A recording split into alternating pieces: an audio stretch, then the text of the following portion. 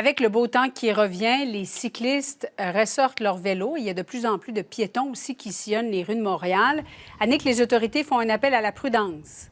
Oui, la Société de l'assurance automobile du Québec demande aux automobilistes, mais également à tous les usagers de la route, de faire preuve de prudence. Avec l'arrivée du soleil, il y aura plus de gens sur les routes, plus de gens avec des moyens de transport différents.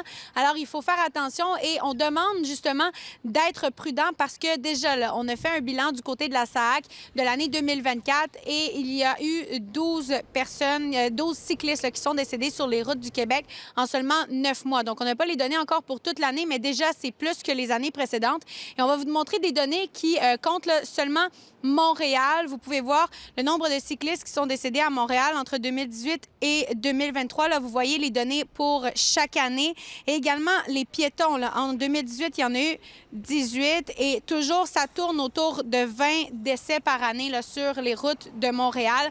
Et j'en ai parlé justement avec Piétons Québec, avec Vélo Québec également, qui me mentionnait que c'est souvent à des intersections où il y a des boulevards, par exemple, parce que c'est ça, les intersections les plus dangereuses à Montréal. Là, on vous montre justement le boulevard Crémazie, boulevard Saint-Michel. Cette intersection, c'est la plus dangereuse. Entre 2018 et 2022, là, il y a eu 287 collisions à cet endroit. L'avenue Marien, le boulevard métropolitain également, le boulevard Langelier, boulevard métropolitain. Et vous pouvez voir là, vraiment les 5 intersections les plus dangereuses de Montréal. Ça inclut toujours ou presque finalement des boulevards.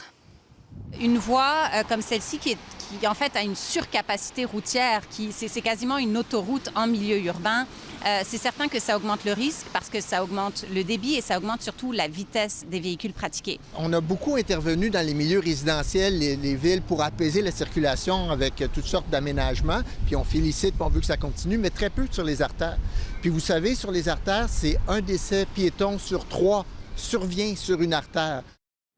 Alors, il y a la SAC également qui demande aux gens d'être vigilants au cours des prochains mois parce que c'est à l'été qu'il y a le plus d'accidents sur les routes du Québec et bien sûr de toujours faire attention aux plus petits, les gens qui sont les moins protégés.